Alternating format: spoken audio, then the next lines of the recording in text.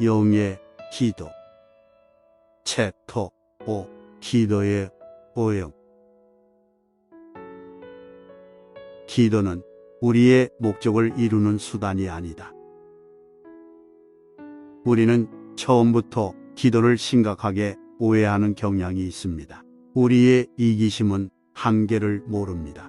우리는 천박한 자기애에 단단히 사로잡혀 주위에서 접하는 모든 것을 우리의 대리자나 우리를 위해 존재하는 물건 또는 우리 이익을 위해 사용하거나 활용할 수 있는 수단으로 간주합니다.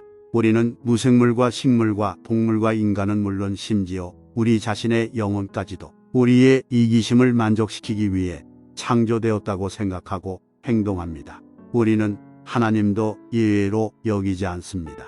우리는 하나님을 만나는 즉시 그분을 우리의 목적을 이루는 수단으로 받아들입니다. 정도의 차이는 있을지라도 거듭나지 못한 영혼은 하나님과 관계를 맺을 때 마음속에 어떻게 하면 나의 유익을 위해 하나님을 가장 잘 활용할 수 있을까? 어떻게 하면 현재와 미래와 영원토록 하나님이 나를 가장 잘 섬기게 만들 수 있을까? 라는 생각을 가지고 있습니다. 거듭나지 못한 영혼은 기도 역시 그런 관점으로 바라봅니다. 그는 어떻게 기도를 활용해야 나의 이익을 극대화시킬 수 있을까? 하고 생각합니다. 그렇기 때문에 거듭나지 못한 사람은 하나님께 규칙적으로 기도하는 일을 그다지 수지 맞는 장사로 여기지 않습니다. 그는 기도가 너무 많은 노력과 시간을 요구할 뿐만 아니라 또 쉽사리 있고 지나치기 쉽다는 이유를 들어 대체로 실행이 어려운 행위라고 간주합니다. 하지만 그런 사람도 이런저런 형태의 난관에 부딪혀 혼자 해결할 수 없고 다른 누군가의 도움을 요청할 길도 없는 경우에는 하나님께 드리는 기도가 어쩌면 효과가 있을지도 모른다고 생각합니다. 그런 경우 그는 쉬지 않고 하나님께 기도를 드리고 종종 고통 가운데서 큰 소리로 울부짖기까지 합니다. 그러다가 하나님께서 자신의 생각대로 즉시 응답하지 않으시면 깜짝 놀랄 뿐만 아니라 실망을 금치 못하고 심지어는 분통을 터뜨리기도 합니다. 그는 사람들의 요구대로 움직여주지 않는 하나님이 도대체 왜 필요한 거야? 라고 생각합니다. 그런 사람은 인간의 이기심을 만족시켜주는 것 외에 다른 목적을 위해 존재하는 하나님은 생각조차 하지 못합니다. 그런 경험을 하고 난 이후에 기도를 영원히 포기하는 이들이 많습니다. 그들은 절실히 필요한 때에 간절히 기도했지만 아무 소용이 없었어. 그런데 무엇 때문에 기도한단 말인가? 라고 생각합니다. 기도의 영이신 성령께 마음을 열고 기도에 관한 가르침을 조금이나마 깨달은 우리로서는 거듭나지 못한 사람들이 기도의 의미를 오해하고 있다는 사실을 어렵지 않게 알 수 있습니다. 그들이 기도를 사용하는 방법은 전적으로 잘못되었습니다. 그들의 기도는 기도의 본질과 정면으로 부딪힙니다. 그렇기 때문에 좋은 결과가 나타날 수 없고 오히려 조금 전에 말한 대로 절망과 분노에 치우치게 됩니다. 비단 거듭나지 못한 사람만이 기도를 오해하고 오용하는 것은 아닙니다. 안타깝게 신자들 가운데도 그와 똑같은 잘못을 저지르는 이들이 적지 않습니다. 신자인 우리도 육신의 본성을 지니고 있습니다. 육신의 본성은 큰 고통이나 불행을 모면할 수 있을 때나 조금이라도 유익이 있을 때는 기도를 거부하지 않습니다. 그런 때는 오히려 육신의 본성도 놀랄 만큼 강렬한 기도의 욕구를 드러냅니다. 기도를 오용하려는 성향은 우리의 타고난 본성에 속하기 때문에 신자라도 누구든지 저절로 그런 유혹을 느끼게 됩니다. 우리는 마태복음 20장 20절로 23절에서 기도를 잘못 이해하고 오용하는 바람에 응답을 받지 못한 대표적인 사례를 발견합니다. 어느 날 세베대의 아들들은 머지않아 지상에 메시아 왕국이 이루어질 것을 기대하고 모친과 함께 예수께 나와 그 나라에서 가장 높은 직위를 요청했습니다. 그들의 모친은 나의 이 두 아들을 주의 나라에서 하나는 주의 우편에 하나는 주의 좌편에 앉게 하소서 라고 예수님께 말씀드렸습니다. 그들은 선량하고 순박한 믿음으로 그런 요구를 드린 듯합니다. 그들은 예수님과 사천 관계였을 뿐 아니라 이미 베드로와 함께 제자들 내에서도 가장 많이 사랑을 받는 위치였습니다. 그들은 왕국이 건설되기 전에 미리 높은 직위를 하사하겠다는 예수님의 약조를 받아낼 요량이었습니다. 마태복음 20장 24절에 보면 다른 제자들이 그들 두 형제의 말을 듣고 분노했다는 기록이 있습니다. 하지만 예수님의 반응은 그들과 사뭇 달랐습니다.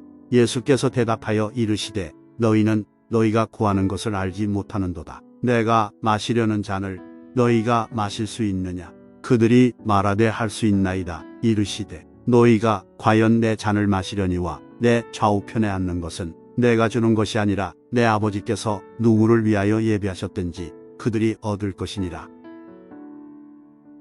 이것이 여기에서 내가 강조하고 싶은 요점입니다. 예수님은 즉석에서 그들의 요구를 들어줄 수 없다고 분명히 말씀하셨지만 모든 문제를 친절하고 이해하기 쉽게 접근하셨습니다. 예수님은 그들의 잘못을 일깨워 주시고 모든 것을 자세히 설명해 주셨습니다. 예수님이 그들에게 하신 권고의 저면에는 우리의 영혼을 포근하게 감싸주는 자상하고 따뜻한 감정이 흐르고 있습니다. 우리가 가족과 함께 예수님 앞에 나아가 가능한 한 모든 방법을 동원해 은혜를 베풀어 주시고 온갖 위험과 불행으로부터 구원해 달라고 기도할 때도 예수님은 세베대의 아들들과 같이 우리를 대해 주십니다. 예수님은 호통을 치지 않으시고 오히려 우리를 이해하시며 잘못을 가르쳐 주시고 기도하는 법을 알려주십니다. 기도의 영이신 성령님도 우리가 기도를 오용해 우리 자신의 유익과 쾌락을 구할 때마다 그런 태도를 취하십니다. 성령님은 인자하면서도 단호한 태도로 우리의 기도가 기도의 참뜻에 일치하지 않는다고 깨우쳐 주십니다.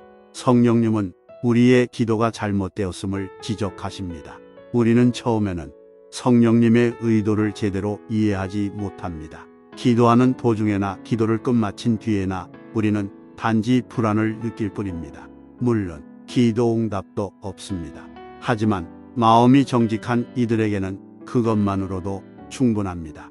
그들은 즉시 스스로를 성찰하며 자신의 기도를 살피기 시작합니다. 이런 노력은 기도의 영이신 성령님이 그들의 기도에 온전히 귀를 기울이실 수 있는 기회를 제공합니다.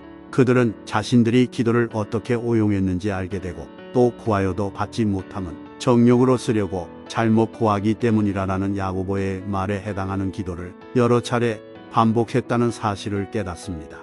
그 순간 그들은 기독교 사역을 향한 열정과 기도의 정도가 자신이 그 사역에 얼마나 깊이 참여하고 있느냐에 달려있다는 사실을 깨닫고 깜짝 놀라 경각심을 갖게 됩니다. 예를 들어 본인의 가정에서 예배 모임이 있을 때는 그 모임을 통해 풍성한 복이 임하기를 바라며 진지하고 간절하게 기도합니다. 하지만 그와 비슷한 모임이 이웃집에 서 있을 때는 모임을 위해 기도하는 일조차 잊어버리는 경우가 많습니다. 또한 본인이 집회에서 직접 설교 또는 간증을 하거나 찬양을 하기로 예정된 경우에는 아침 저녁으로 얼마나 열심히 기도하는지 모릅니다. 하지만 그런 경우가 아닐 때는 집회를 위한 중보기도나 관심을 기울이는 정도는 사뭇 다릅니다. 이 밖에도 본인이 속한 사역단체나 부흥사경회나 전도집회와 같은 것을 계획할 때면 진지하게 관심을 기울이며 집회를 위해 열심히 기도합니다. 하지만 다른 사역단체가 그와 비슷한 행사를 계획할 때면 관심이나 열정이 현저하게 줄어듭니다. 어떤 중대한 문제를 결정할 때도 사정은 다르지 않습니다. 본인과 관련된 결정인 경우에는 하나님의 뜻에 일치하는 결정을 내리게 해달라고 부지런히 하나님의 인도하심을 구합니다. 하지만 결국에는 하나님의 뜻을 알기 위해 기도한 것이 아니라 오히려 그분의 뜻을 본인의 의지와 목적에 일치시키려고 했다는 사실을 알게 됩니다. 그런 식으로 몇 차례 기도를 오용하고 나면 우리는 앞에서 인용한 구하여도 받지 못함은 정욕으로 쓰려고 잘못 구하기 때문이라는 야고보의 말에 10분 동의하게 됩니다. 또한 이전보다 더욱 겸손하고 무력한 태도로 기도 생활에 임할 것이며 우리의 마음이 얼마나 이기적이고 우리의 기도 생활이 얼마나 자기 중심적이었는지를 깨닫게 될 것입니다. 그리고 바로 그 순간 우리의 마음 깊은 곳에서부터 주님 저에게 기도를 가르쳐 주옵소서 라는 부르짖음이 터져나오기 시작할 것입니다. 바로 그때 우리의 기도 생활에 큰 변화가 일어납니다. 우리는 심지어 기도할 때조차도 우리 자신을 신뢰해서는 안 된다는 사실을 깨닫게 됩니다. 그렇기 때문에 더욱 무력한 태도로 기도의 영이신 성령님을 굳게 붙잡습니다. 우리의 마음에서는 기도를 오용하거나 더럽히는 일을 절대 하지 않겠다는 소망이 뜨겁게 일어납니다. 이제 길이 열렸습니다. 이제는 기도의 영이신 성령님이 기도의 의미와 하나님이 우리에게 기도의 수단을 허락하신 목적을 조금씩 깨우쳐 주실 수 있는 상태가 된 것입니다. 이제 오늘 주제의 말씀을 다시 한번 정리해 보겠습니다. 거듭나지 못한 사람은 기도를 어떻게 오용할까요? 천박한 자기애에 사로잡힌 사람은 주위의 모든 것이 자신을 위해 존재한다고 생각하고 행동합니다. 심지어 그는 하나님도 자신의 목적을 이루게 하시는 분으로 받아들입니다. 거듭나지 못한 영혼은 기도 역시 그런 관점으로 바라봅니다. 그는 어떻게 기도를 활용해야 나의 이익을 극대화시킬 수 있을까 하고 생각합니다. 인간의 이기심을 만족시켜주는 것 외에 스스로 존재하시는 하나님은 생각조차 하지 못하는 것입니다.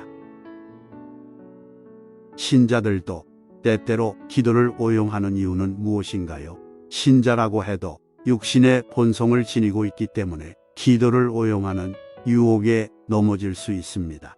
육신의 본성은 큰 고통이나 불행을 모면할 수 있을 때나 조금이라도 유익이 있을 때는 기도를 거부하지 않습니다. 그런 때는 오히려 육신의 본성도 놀랄 만큼 강렬한 기도의 욕구를 드러냅니다. 기도를 오용하려는 성향은 우리의 타고난 본성에 속하기 때문에 누구든지 그런 유혹을 느끼게 됩니다. 기도의 오용을 바로잡으려면 어떻게 해야 할까요? 먼저 우리의 기도 생활이 얼마나 자기중심적이었는지를 깨달아야 합니다. 그런 다음 마음속 깊이 주님 저에게 기도를 가르쳐 주시옵소서 라고 고백하기 바랍니다. 그러면 우리의 기도 생활에 큰 변화가 일어나게 될 것입니다.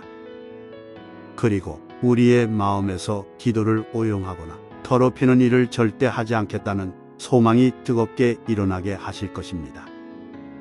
기도의 영이신 성령님께서 기도의 의미와 하나님께서 우리에게 기도의 수단을 허락하신 목적을 깨우쳐 주셔서 기도를 올바르게 사용하시기를 바랍니다. 다음 시간에 계속해서 이어가겠습니다.